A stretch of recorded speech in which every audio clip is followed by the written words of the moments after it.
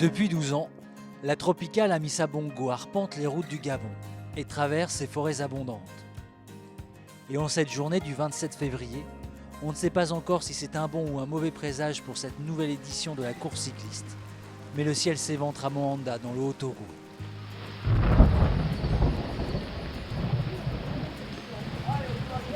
Les habitants s'abritent donc un peu avant de se rendre vers la place de la mairie de Moanda, où a lieu le départ de la Tropicale, la dernière à laquelle participe Thomas Voeckler. Il est tellement attaché à la compétition africaine qu'il a fait l'impasse sur Paris-Nice lors de son ultime année de professionnalisme. C'est une course qui compte, on est là pour faire la course comme il faut. Là c'est vrai qu'on était venu chercher le soleil pour cette première étape, on est un petit peu accueillis par la pluie, mais ça va pas entamer notre bonne humeur. On va prendre les choses du bon côté, essayer d'être prudent quand même. Et puis voilà, essayer de se faire plaisir, même si la souffrance sera au rendez-vous, quoi. On va garder le sourire. Je vais vous donner un exemple, prenez la Coupe de France de football, même si on n'est pas dans le même sport, c'est sûr. Mais des fois, il y a des équipes qu'on dit favorites et puis qui se prennent des volets par des équipes qui ont 4 divisions d'écart, quoi.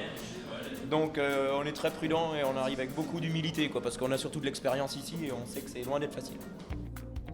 Il est clair que ni Thomas Voeckler ni Johan Gen ne seront loin au général. Les Direct Energy sont les favoris de la Tropicale, mais il faut compter aussi avec les nouveaux venus. D'abord, les Biélorusses du Minsk Cycling Club.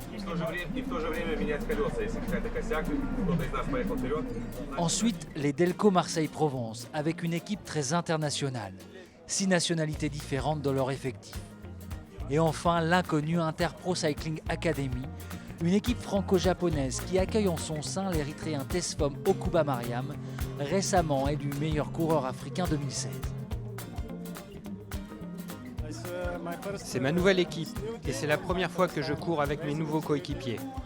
Et évidemment, je cherche un bon résultat. Au milieu de toutes ces incertitudes, il faut compter avec les valeurs sûres du continent. Les Érythréens et les Rwandais, mais aussi les Marocains, les Algériens et pourquoi pas les Éthiopiens. Le Sénégal, dont c'est le grand retour après de nombreuses années d'absence, espère pouvoir suivre le rythme. Un peu comme les Camerounais ou les Burkinabés.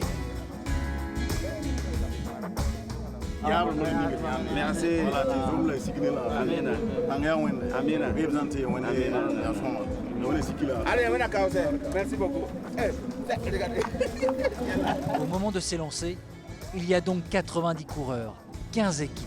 Mais attendez, il en manque une.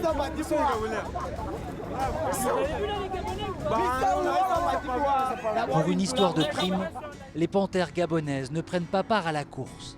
Un choc évidemment, qui n'empêche pas la première échappée dès le 5e kilomètre. 4 hommes, l'Érythréen Selemoun, le Rwandais Nizeimana, le Marocain Mraouni et l'Éthiopien Bourou, partent jouer le trophée des grimpeurs dans cette première étape très vallonnée. 150 km entre Moanda et Akieni. Leur accélération étire le peloton, qui casse déjà. Les Burkinabés vivent un véritable calvaire en ce début de course. Ils accumulent les cases et les déceptions. Surtout Haruna Ilbudo, dernier vainqueur du Tour du Faso. Qu'est-ce qui s'est passé? Là, c'est pas facile. Hein? C'est encore l'un de mes meilleurs. Doucement.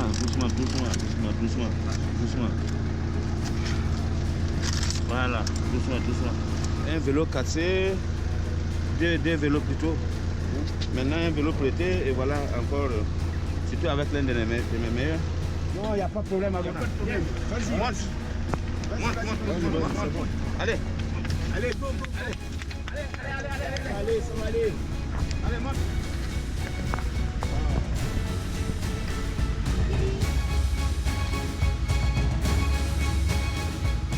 Haruna Ilbudo souffre déjà devant la voiture balai.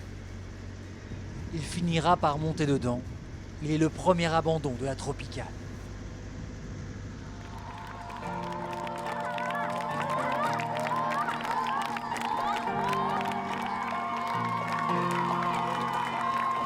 Devant, 3 coureurs tentent de partir. Le Rwandais Nizeimana, encore lui. Le Biélorusse Sobal. et l'Algérien Hamza. Mais il est encore tôt et le peloton veille. L'échappée n'arrive pas à se développer. Elle compte une cinquantaine de secondes d'avance puis elle se fait absorber par la masse.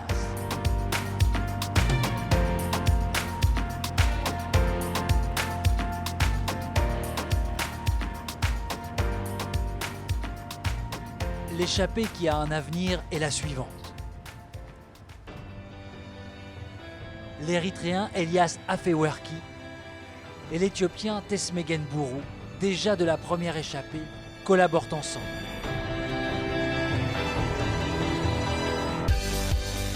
Ils vont compter jusqu'à 3 minutes 30 d'avance. Puis l'Éthiopien faiblit. L'écart tombe à la minute 30.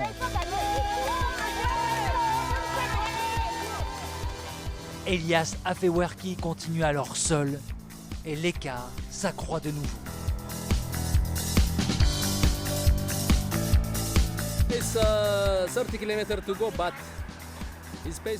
Il reste 30 km avant la ligne. Il y a un écart, mais toutes les équipes collaborent. Bikehead, Delco, Direct Energy, ces 3 équipes en collaborant vont peut-être le rattraper.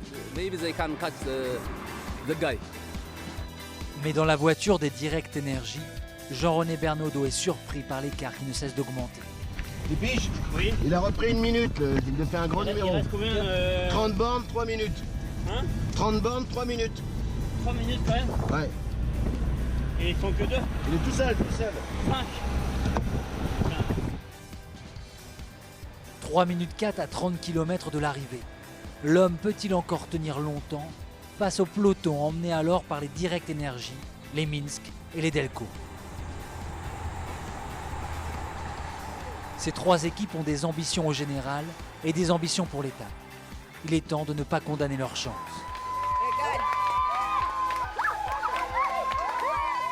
Sous leur impulsion et certainement aussi en raison de sa fatigue, Elias Afewerki perd beaucoup de temps très rapidement. Ils font en seulement 12 km et la jonction s'opère au kilomètre 132. Le peloton est donc groupé dans la dernière ligne droite qui mène vers l'arrivée. À Akieni, l'Espagnol de Delco Aristi devance Tony Hurel de Direct Energy et Baskou du Minsk Cycling Club. Meron Techom, l'Érythréen de la Bikehead, est le premier Africain 5e. Les 3 premiers de l'étape, Aristi, Hurel et Baskou, sont aussi les 3 premiers du général. Palini l'a dépassé à Lambaréné, il a réussi pour cette première étape-là à profiter non seulement du climat qui était favorable au début de course pour économiser l'énergie. Du côté de Direct Energy, on fait contre mauvaise fortune, bon cœur. Faut pas se cacher la vérité, on aurait préféré gagner, mais l'essentiel, c'est qu'on a couru de manière conforme à l'état d'esprit de Direct Energy, de manière offensive. Le sprinter avait besoin de se mettre en jambe aujourd'hui. Bon, je suis un petit peu rouge là, on a moins d'allure que départ, mais ça fait plaisir de courir dans ces conditions. Ça fait d'autant plus plaisir que les paysages traversés lors de la seconde étape sont à couper le souffle. L'altitude augmente, la forêt disparaît d'un coup pour laisser place à la savane des plateaux batékés. C'est dans ce décor de carte postale que les Direct Energy entendent marquer leur territoire. Le lendemain matin, la ville de Léconie vibre donc du bon air de la tropicale qui passe par là. Les vibrations semblent bonnes, les équipes défilent et dansent, comme les écoliers d'ailleurs qui apparemment ont eu le droit d'aller en cours un peu plus tard pour montrer leur plus beau déhanché.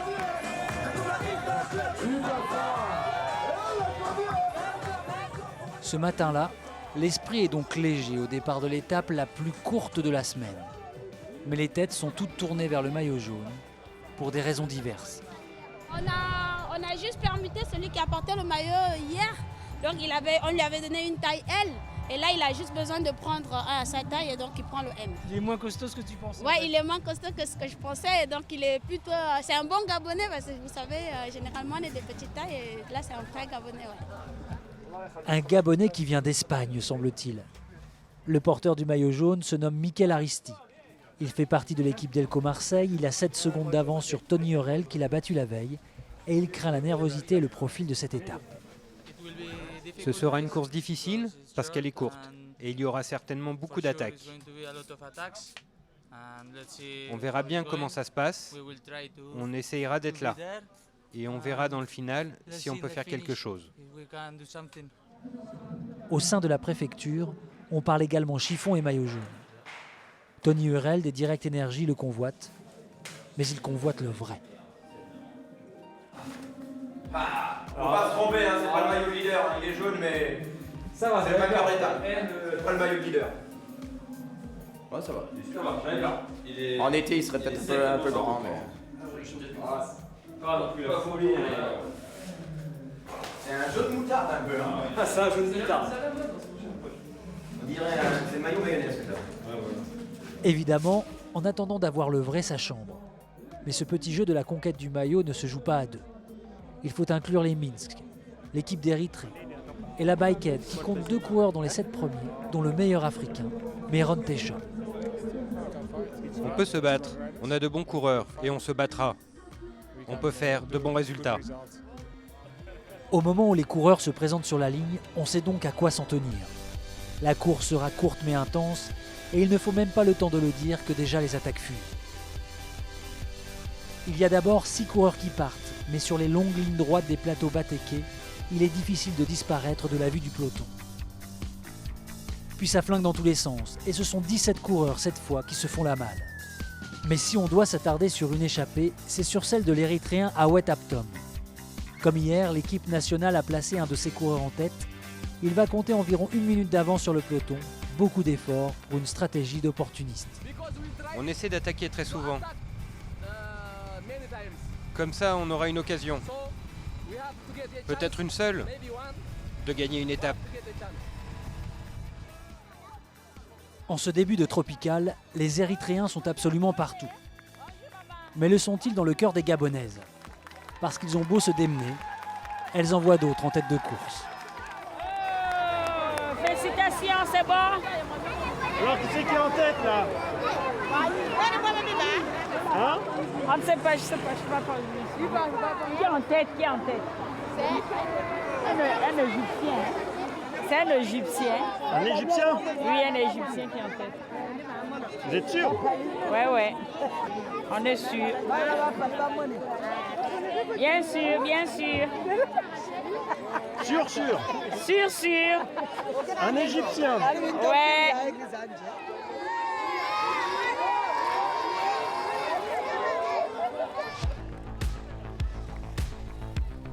Peu après la mi-course, Awet Aptom est rejoint par 7 coureurs. Il y a du beau monde puisque Thomas Voeckler est là, mais aussi Edouard Vorganov des Minsk, Rodriguez des Delco Marseille, l'Algérien Ben Youssef, le Marocain Abdelwash, un autre Érythréen Mouzier et le Kenyan de la Bikehead Kangandi. Thomas Voeckler et Edouard Vorganov sont les plus actifs.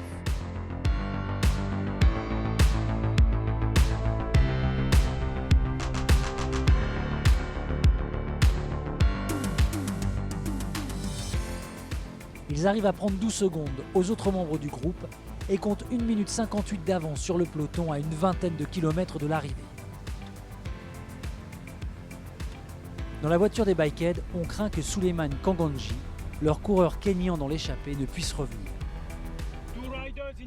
2 coureurs devant Voeckler et un Minsk. Et 6 derrière. Ce n'est pas bon pour nous.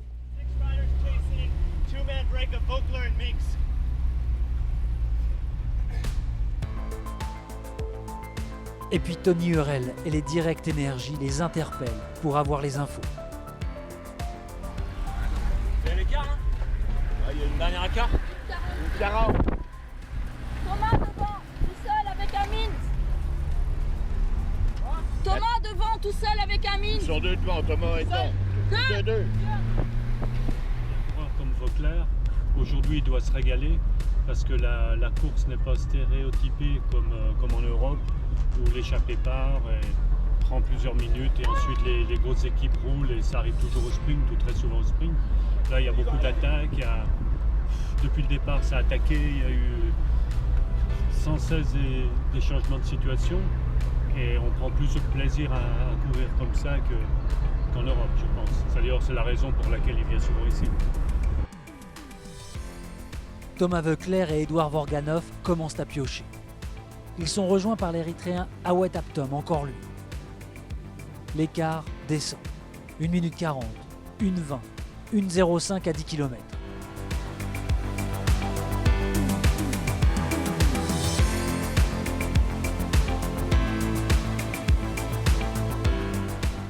Le peloton roule à bloc à l'entrée de Franceville et jusqu'à la dernière côte qui mène à l'arrivée.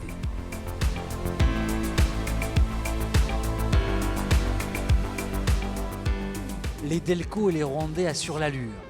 Direct Énergie est placé. Tony Hurel, deuxième hier, est dans la roue de Mikel Aristi, maillot jaune. Est-ce que tu penses toujours que Thomas va en profiter? Oui, je pense qu'il va aller au bout, oui. À mon avis, oui. Ah. À côté de vous, c'est pas, on n'est pas d'accord. Je pense pas, non. Mais non. Je pense pas du tout. Je pense plus à un Minsk, pas celui qui est devant, ou à un Delco, celui qui gagne hier. Et je pense qu'il peut bien encore renouveler sa victoire aujourd'hui. Thomas Voeckler et les échappés seront repris dans la côte finale qui sélectionne un groupe d'une vingtaine de coureurs. Le sprint est lancé.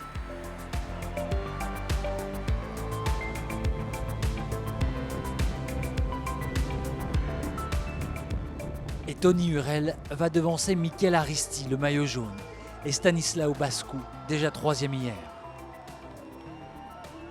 Tony Hurel portait sur ses épaules le poids du sprint pour les Direct Énergie.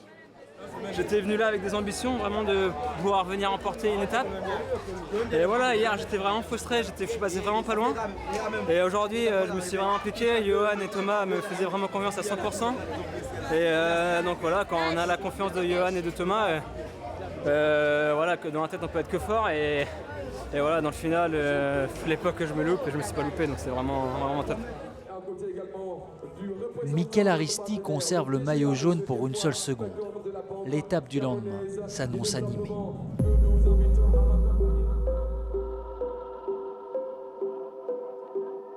Sur les routes menant de Mounana à Koulamoutou, on attend donc que le duel se mette en place.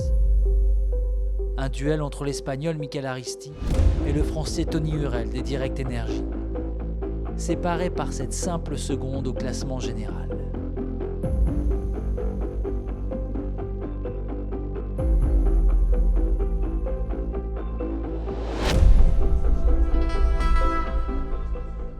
Mais au matin de cette troisième étape, aucun des écoliers de la ville qui se rendent vers la tribune officielle ne se soucie de ses comptes d'apothicaire.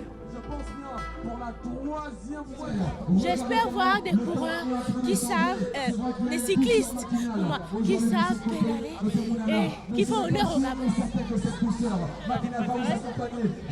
J'encourage le Cameroun. Donc c'est l'occasion de vous rapprocher.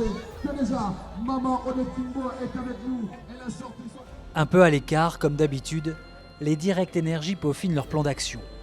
On n'en apprendra pas grand-chose, si ce n'est qu'ils ont plusieurs options pour récupérer le maillot jaune, dont évidemment Tony Hurel. Si je gagne aujourd'hui, c'est vrai qu'il y a des chances d'avoir le maillot jaune, mais bon. Voilà, je me focalise pas là-dessus, on va essayer de se faire une belle étape aujourd'hui. Voilà, on a plusieurs cartes à jouer dans l'équipe, donc on va se concentrer sur le début de course qui est assez dur, et puis on va voir ce qu'on va mettre en place comme stratégie dans le final. Ce maillot est encore sur les épaules de Mikel Aristi, mais la veille, l'ensemble de l'équipe Delco a souffert pour le préserver sous les attaques de Thomas Voeckler. Reste l'équipe Minsk. Stanislao Bascu est troisième du général à 9 secondes, et apparemment, ils ont eux aussi coché l'étape du jour. Je pense qu'aujourd'hui, c'est l'étape de clé qui va tout mettre en place, qui va tout bien placer, quoi. Voilà. Rwandais, Marocains, Algériens, Érythréens se disputent eux la place du meilleur Africain. Et les Érythréens ont démontré depuis le départ qu'ils sont les plus offensifs du peloton. Aujourd'hui, on va se reposer pour garder notre énergie. Je ne vous crois pas. Non, peut-être. Bon, s'ils se sentent bien, alors on essayera d'attaquer. 1 ou 2. Il ne faut jamais vraiment croire un directeur sportif. Il dit généralement l'inverse de ce qu'il faut entendre. Les Érythréens se reposent Ils se reposent tellement qu'ils sont deux dans la première échappée. Awet Aptom et Simon Mouzier. Une échappée qu'ils partagent avec l'Éthiopien Ali Mayo. Après, il faut être honnête, les Érythréens ne sont pas partis pour un long barou, mais pour profiter du début de parcours très accidenté et glaner les points du trophée de meilleur grimpeur qu'ils convoitent. Une fois le travail bien fait, ils se laissent reprendre tranquillement. Le moment du repos a enfin sonné alors que se forme une échappée de 16 coureurs, initiée par Thomas Voeckler.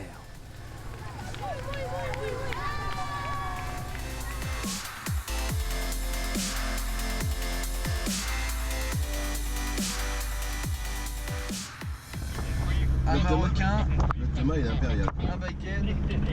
Qu'est-ce que tu dis, le Thomas, il est bien. Depuis le début ou même Depuis le début, depuis 3 jours. Hein.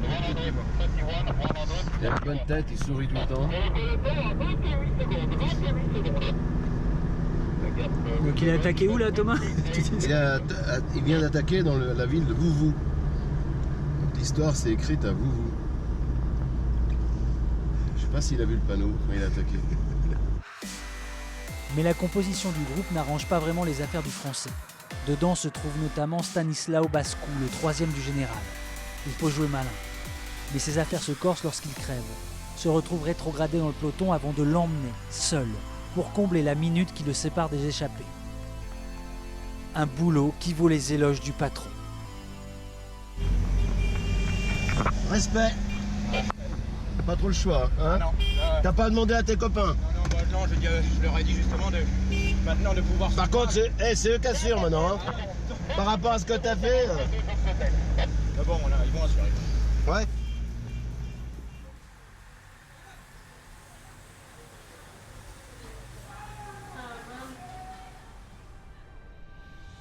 Le peloton a sérieusement levé le pied et laissé partir 2 hommes. L'Américain de la Bikehead, Timothy Rugg, et le Marocain Mohsin Anarsnart. Les 2 hommes vont compter jusqu'à 4 minutes 40 d'avance. Je crois que le peloton va bouger à la fin, mais quand même, on va faire travailler les autres.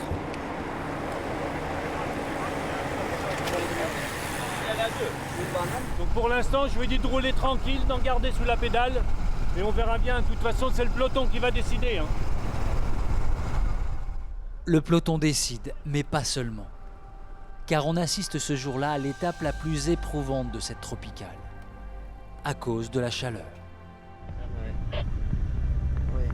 Il faut avoir les 40 degrés au compteur. Comment ça faire chaud là.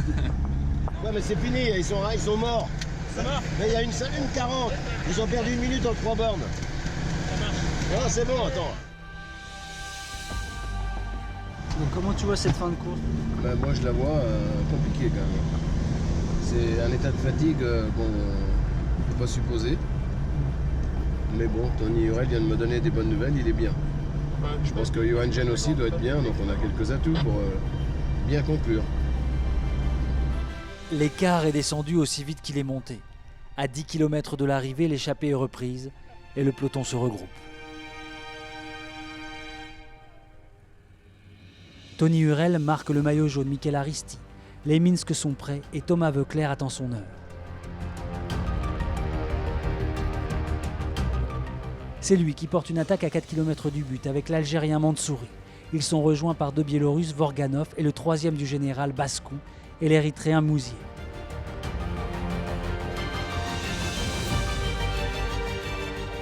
Ils conservent leur avance sur le peloton et la victoire se joue entre eux.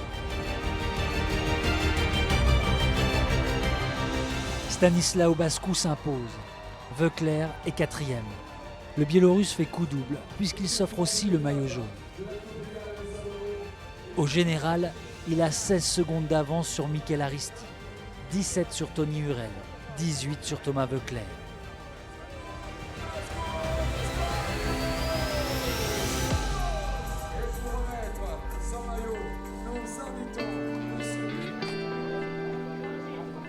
Au moment d'attendre l'avion pour le transfert vers Lambaréné, la 4e étape, les 16 secondes que Bascu possède sur son premier poursuivant font de lui un probable vainqueur de la tropicale, car cette course s'est toujours jouée à peu de choses. Il est d'autant plus ce vainqueur potentiel que personne ne sera en mesure de lui contester son rang le lendemain. Petite information sur la situation. Il y a un problème sur un démarreur des moteurs qui n'a pas permis au moteur de se mettre en route, donc c'est pour ça qu'on est encore là. La pièce manquante est à Libreville, elle va être rapatriée ici, mais elle ne nous permettra pas de redécoller aujourd'hui avant la nuit. C'est une piste qui ne permet pas un décollage nocturne ici, donc on ne pourra pas redécoller aujourd'hui. La 4e étape est donc annulée. Le temps de convoyer tout le monde vers la province du Moyen-Ogooué. L'aéroport de Koulamoutou est alors rendu à ses passants.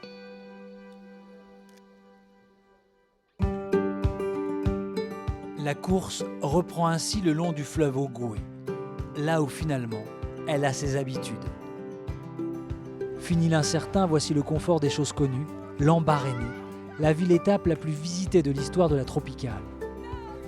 Sur ma Lambaréné, l'ambiance de la tropicale est très bonne. Ça se passe bien. Bienvenue et bonne tropicale à tout le monde.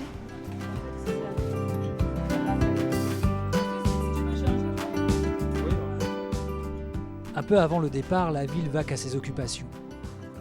Le marché vit tranquillement sa vie et fait quelques affaires avec suiveurs et directeurs sportifs. C'est pour les coureurs, le ravitaillement en pleine course.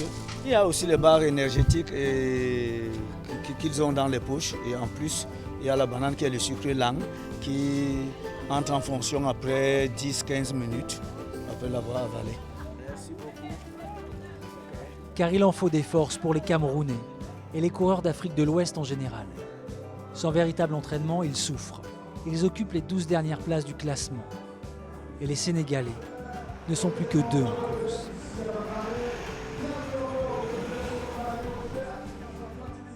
À l'opposé, il y a les Algériens qui se tapent l'incruste au milieu des cadors. Notamment Abderrahmane Mansouri. Il est 5e du général à 19 secondes, meilleur africain, meilleur jeune et encore plus d'ambition. Je vise toujours le maillot jaune. Je suis satisfait de ce maillot, bien sûr. Et je dois faire mon nécessaire pour aller jusqu'au bout, pour la première place, bien sûr. Mansouri vise donc le maillot jaune, mais vous pensez bien qu'il n'est pas le seul. Pour l'instant, il est sur les épaules de Stanislao Bascu. Mikel Aristi est à 16 secondes. Et les Direct Energy sont là. Tony Hurel à 17, Thomas Voeckler à 18 et Johan Gen en embuscade.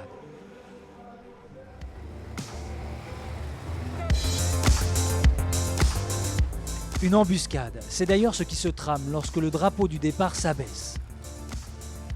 L'attaque est immédiate et elle va accoucher d'un groupe de 17 coureurs. Sa composition montre bien que cette offensive au premier kilomètre des 143 entre Lambaréné et Kango était planifiée. Il y a là 4 Direct Energy, dont Tony Hurel et Johan Gen, mais pas Thomas Voeckler. Il y a aussi 3 Marocains. Surtout, il y a le maillot jaune Bascu et le 2e du général, Mikel Aristi, chacun accompagné d'un seul coéquipier. C'est donc une embuscade, mais aussi un sacré traquenard.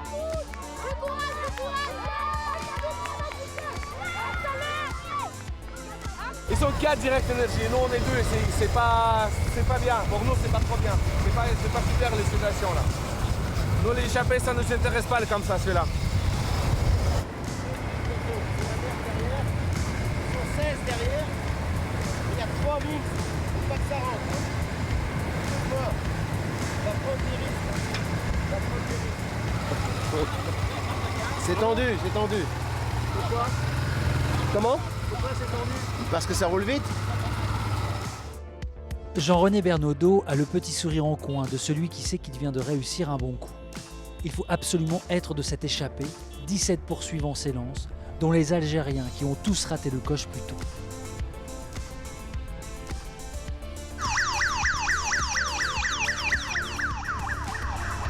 Une 15. Une 15.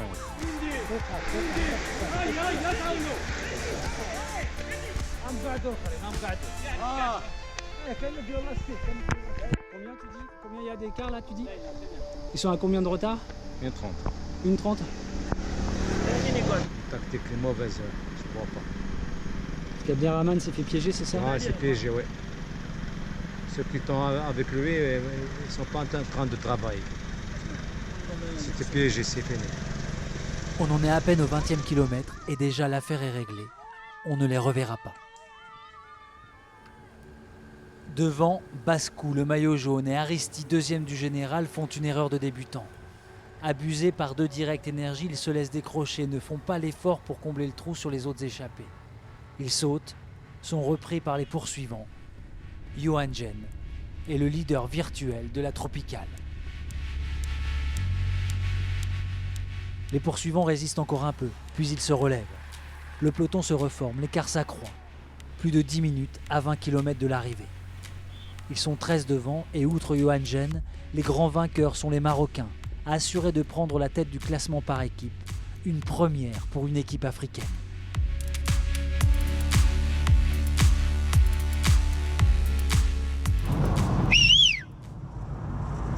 Ça veut dire quoi ça quand tu siffles? Ils doivent au moins retourner pour donner le signal. Ils doivent attaquer parce que normalement ils doivent préparer une attaque par derrière parce qu'on est trois de représenter dans la tête de groupe. Au sprint, on a peu de chance, mais normalement on doit attaquer. Maintenant par équipe c'est déjà fini, mais avec trois coureurs marocains, on doit...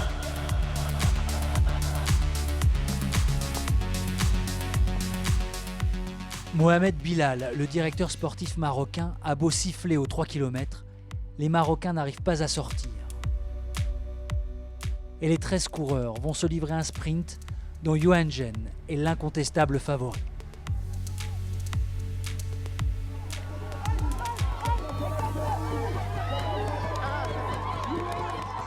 À Kango, Johan Gen remporte sa 7e étape sur la Tropicale et s'offre aussi le maillot jaune pour 16 secondes devant Tesfamo Kuba Mariam et Nicodemus Soler. Ouais, il a tapé, il a été chercher le Bonaventure, il n'aurait peut-être pas dû le faire, non? Donne-moi le vélo. Alors dis-moi. J'ai joué, je te le dirai. Allez, ok. Mais dis donc, Congo, ça réussit à Johan Gen. C'est bien mon pipi. Et une fois deuxième, toujours vainqueur. Les Marocains Mraouni et Sabaoui sont 4e et 5e du général. Mohamed Bilal avait tout planifié pour mettre la main sur le classement par équipe. C'est moi le plus haut là-bas.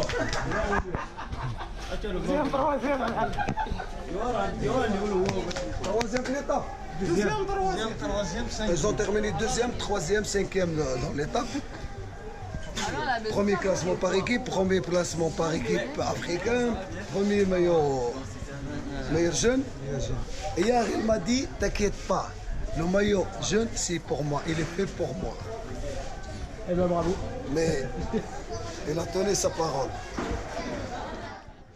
Mais les spectatrices, elles, ne font pas des photos en raison des classements.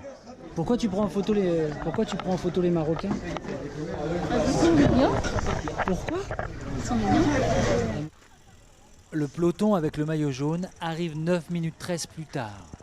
Il y a aussi Michael Aristi ou Abderrahmane Mansouri. Johan Gen, nouveau leader, va dorénavant être très dur à aller chercher.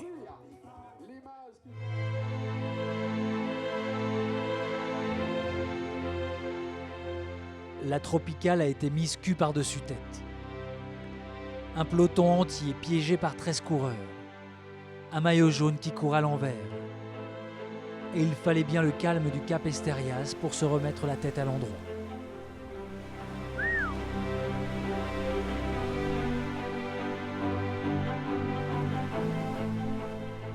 Je finis de faire ma mise en place dans mon restaurant. Et après, je vais aller voir les coureurs. Pour les coureurs aujourd'hui, je préfère leur donner les jus, un orangina par exemple, pour les sirops, parce qu'au moins là, ou des cérèales, parce que ça va leur remonter, ça va leur donner de force. Les liqueurs, quand les coureurs partent pour une course, ils n'ont pas droit à prendre d'abord la boisson forte. Ils ont droit à prendre des choses comme qui va leur donner de l'énergie pour avoir plus de force. Comme toujours lorsqu'une étape part d'ici, Jean-René Bernaudot convoque ses coureurs au poste de gendarmerie. Le maillot jaune y est bien à l'abri. Un coup d'œil au classement général indique qu'il n'y a désormais besoin de contrôler que 9 coureurs. Contrôler la course dès le premier jour jusqu'à l'arrivée, c'est très compliqué, donc on a 2 jours de travail. Les coureurs ont très envie de faire plaisir à Johan Gen. L'Érythréen d'Interpro Tesfom Okuba Mariam, élu meilleur cycliste africain 2016, est second au général à 16 secondes. Dans le même temps et à la même place, il y a aussi le Marocain Salaheddine Mraouni et l'Allemand de la Bikehead Nicodemus Holler. 5 coureurs se tiennent en 1 seconde et ils sont 6 à convoiter les 2 dernières places du podium. Alors tous notent et mémorisent les numéros de leurs adversaires.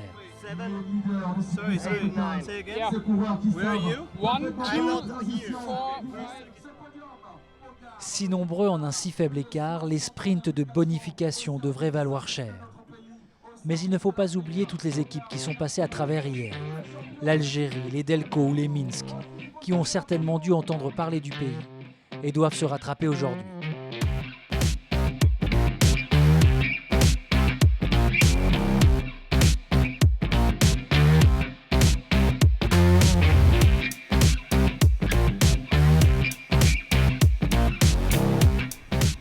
C'est d'ailleurs tellement vrai qu'ils ne cessent d'attaquer lors des 35 premiers kilomètres. Avant le début du circuit, 16 tours de 5 km 800, tracés dans Libreville.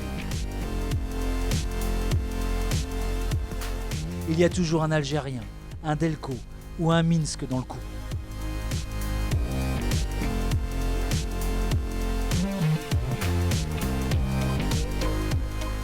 « 35 km d'échappée ininterrompue, certaines étant reprises avant même d'avoir pu les noter.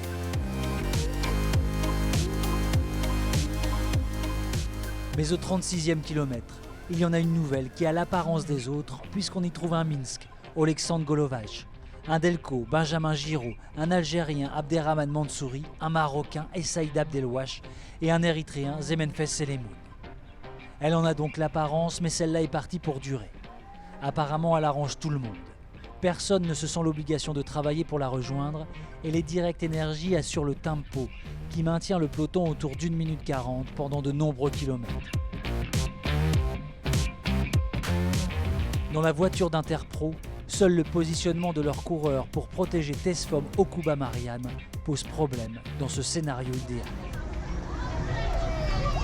Hey, il y a Guémel et Aurore qui sont arrêtés dans la montée là pour vous ravitailler au prochain tour. D'accord. Hey, fous leur une pulsée là. C'est n'importe quoi, ils sont 3 derrière là. On va essayer de relancer mais c'est trop tard. Non mais on s'en fout ça. Ce que je veux c'est que vous montiez devant avec Tesfom. Là il y a 4 mecs qui sont loin, c'est pas un problème. Mais tu leur fous une pulsée là.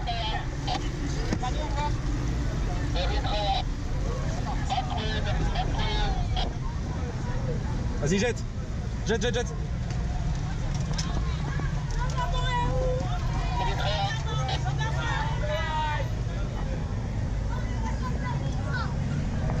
Pas pour toi là. Bah, ce qui va pas c'est que j'ai 3 coureurs qui sont en peloton alors qu'ils sont censés être devant pour protéger tes swams. Donc je peux pas. Tu leur mets pulsé, tu leur dis de m'appeler s'ils sont pas contents. Hein. Sitôt pulsé, sitôt fait. Les coureurs Interpro obéissent aux soufflantes et entourent Tesfom Okuba Mariam. De toute façon, personne ne se risque à venir perturber le bel ordonnancement de la course.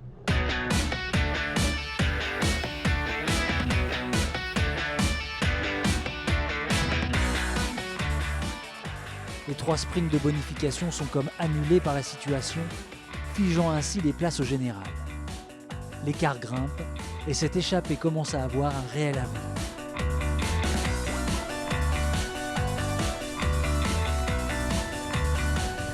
Tu penses qu'ils peuvent aller au bout? Pardon? Tu penses qu'ils peuvent gagner? Qui ça? Ceux qui sont devant.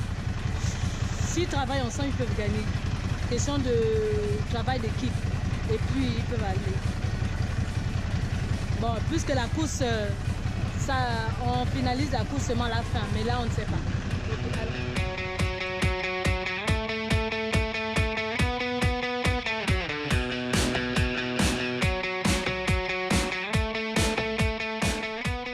À 25 km de l'arrivée, Oleksandr Golovaj de l'équipe Minsk attaque dans le groupe de tête. C'est une tentative hasardeuse au regard du profil de l'étape. tellement hasardeuse d'ailleurs qu'aucun de ceux qui l'accompagnaient ne s'enhardit à le suivre. Golovash prend rapidement le large. À 10 km de l'arrivée, il a 50 secondes sur les poursuivants et 2 minutes 25 sur le peloton. L'écart est stabilisé à l'entame du dernier tour. Normalement, tout dit que normalement ça va se faire, mais bon, on ne sait jamais. Une fois qu'on n'est pas franchi la ligne, tout peut arriver. Hein. On croise les doigts, normalement, ça va être pas trop mal pour nous. J'espère.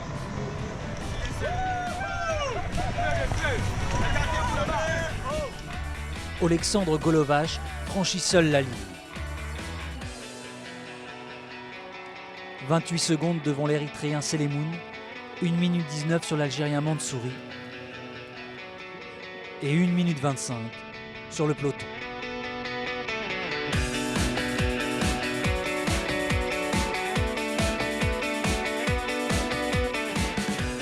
L'équipe bélarusse semble se racheter un peu de ses grosses erreurs de la veille.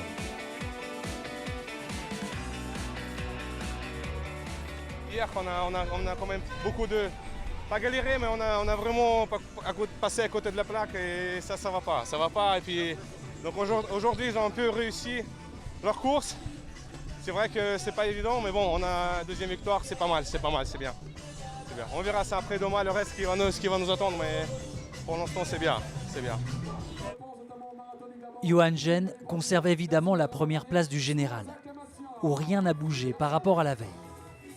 3 hommes sont toujours à 16 secondes du français, dont Tesfom Okubamariam, qui reçoit ce jour-là son trophée de meilleur cycliste africain de l'année 2016. Sous vos acclamations,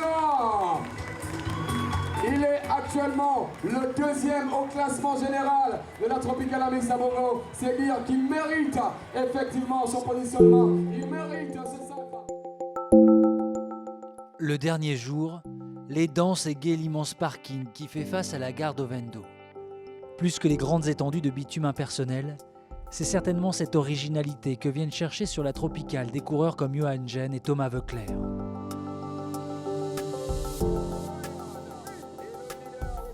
Accessoirement, ils viennent aussi chercher des titres. Le leader, oui, notre ami, oui, Thomas Voeckler pour sa dernière. Merci. Au départ d'Ovendo, Johan Gen est quasiment assuré de remporter pour la 2e fois l'épreuve. Quant à Thomas Voeckler, cette dernière étape est aussi sa dernière au Gabon. J'y pense pas trop parce que sinon ça va me déconcentrer un peu, que ça soit pour aujourd'hui ou pour les autres courses du calendrier. Je suis préparé à ça, je sais pas comment ça se passera ensuite, comment je vais le supporter, mais en tout cas ce qui est sûr c'est que je peux pas à chaque course me dire ah c'est la dernière, que ça me traverse l'esprit oui, mais pas y penser en permanence quoi. Mais au-delà les adieux et un maillot jaune déjà attribué, il reste encore un podium à jouer. Il y a toujours 5 coureurs dans la même seconde. Tesfom Okubamariam, des Interpro, est 2e. Nicodemus Soler, des Bikehead, 3e. Les Marocains Mraouni et Sabaoui, 4e et 5e. Mais auront-ils seulement une chance de se disputer ce podium lors des sprints de bonification? J'ai peur que l'étape soit un peu comme celle d'hier, c'est-à-dire qu'ils partent une échappée avec un coureur de Minsk, un coureur de Delco, un Marocain. Et ensuite, Direct Energy, ils ont intérêt à laisser filer. Parmi les prétendants au podium, il y a aussi Bonaventure Uwizeyimana, 6e, lui aussi dans la même seconde que les autres. Mais chez les Rwandais, le podium n'est pas une fixette. Dès qu'on lance la course, on fait les attaques pour pouvoir créer une échappée qui n'est pas dangereuse pour le classement général. Et comme ça, on peut partir pour gagner l'étape. À peine le drapeau s'abaisse, qu'un Rwandais saute dans la roue d'un Delco. Autant dire que quand Félix Sampoma parle, ses coureurs l'écoutent. Mais ils ne peuvent être partout en ce début de course, où les tentatives d'échapper foisonnent.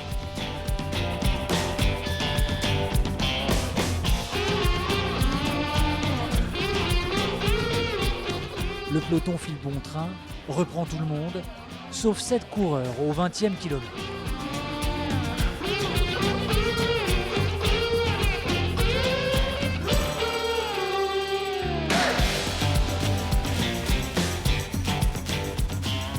y a un Érythréen, Selemoun, 2 Delco, Diaz et Rodriguez Salazar, un Minsk, Vorganov, un Marocain, Saber, un Algérien, Lagab, et un Biked, Rug.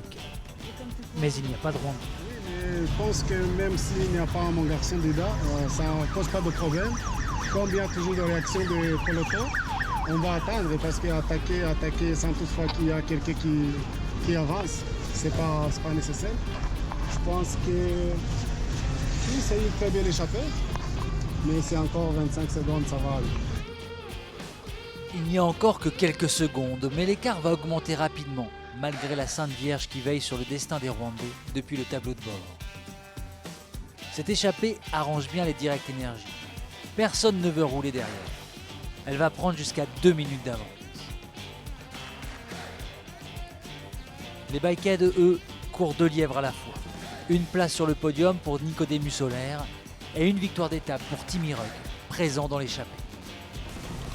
Order or water? Finish gel. Yes. Venom. Gel. Mais la course est longue, l'entente n'est pas parfaite dans ce groupe. Bon, Direct Energy contrôle la course derrière, mais il laisse filer l'échappée. Il y a toujours entre 1 et 2 minutes, suivant les tours. Bon, je pense qu'ils ont une petite chance d'aller au bout, même une bonne chance d'aller au bout. Après, on verra à l'issue d'une course comme celle-là, avec la chaleur, c'est le plus frais qui pourra l'emporter. Peut-être pas le plus rapide, mais le plus frais.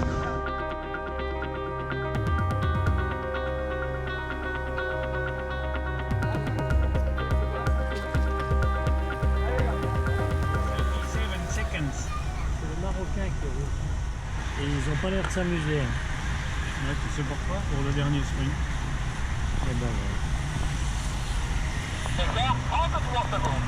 Ils sont morts. C'est les Marocains qui roulent, c'est ça? Ouais, ils étaient 4 à rouler. Parce qu'il y a un Marocain qui est leader des classements pour sprint. S'il marque un point, c'est bon. Non, c'est pas pour ça, c'est pour essayer de faire une bonif. À 40 km de l'arrivée, le peloton est revenu. Les Marocains cherchent à prendre les secondes attribuées lors du sprint de bonification pour aller chercher le podium.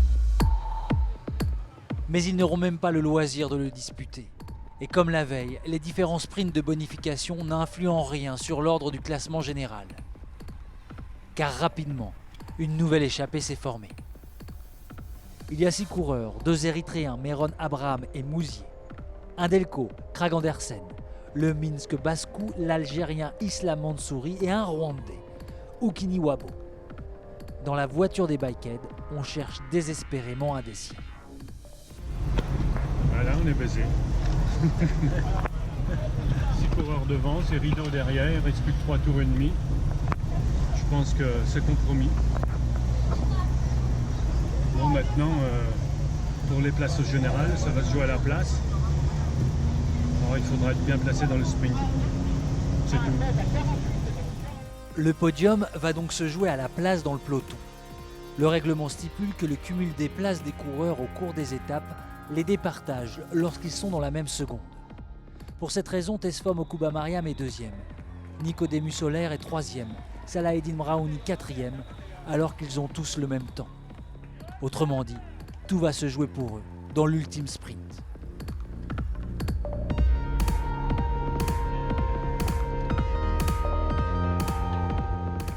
Les 6 coureurs de tête parviennent à conserver leur avance in extremis.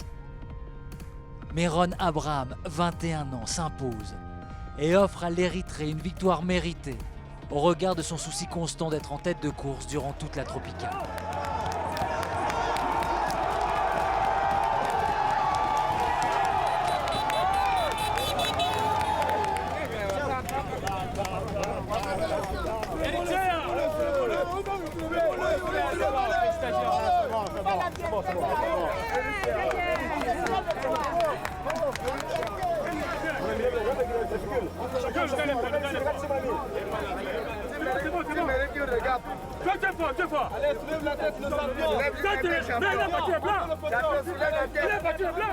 Pour le podium, Tesfom Okubamariam a réussi à devancer tous ses adversaires directs dans le sprint final Il est deuxième du général et premier africain.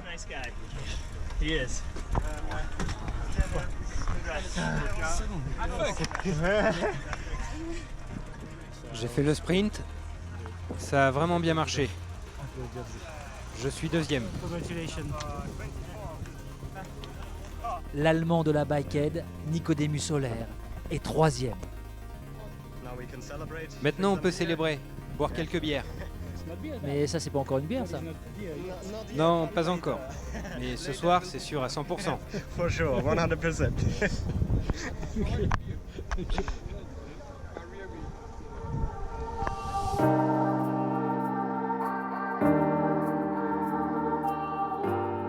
Mais la première place du général revient à un habitué. Recordman du nombre de victoires d'étape, déjà vainqueur en 2013, Johan Gen démontre une nouvelle fois que la tropicale et l'évolution du cyclisme africain lui tiennent vraiment à cœur. Il y a toujours des bonnes équipes, les équipes africaines progressent beaucoup. Ils montent d'année en année et ils ont un niveau de plus, donc c'est jamais facile de gagner ici. Des fois en Europe, les gens ils pensent que c'est facile de venir en Afrique et gagner, mais c'est pas si facile que ça, donc il faut quand même se dépouiller. C'est formidable de voir les Africains aux avant-postes jouer un grand rôle, notamment au niveau des étapes et surtout prendre souvent la tête de la course. Donc maintenant, il faut que cela puisse se traduire en victoire. La preuve que le niveau africain augmente se lit dans le classement général. Ils sont 7 coureurs du continent dans les 10 premières places. Érythréens, Rwandais, Ivoiriens et Marocains. Le Maroc a même écrit l'histoire, car pour la première fois, une équipe africaine remporte le classement général par équipe. Comme quoi, le niveau entre les pros et les meilleurs Africains se resserre vraiment.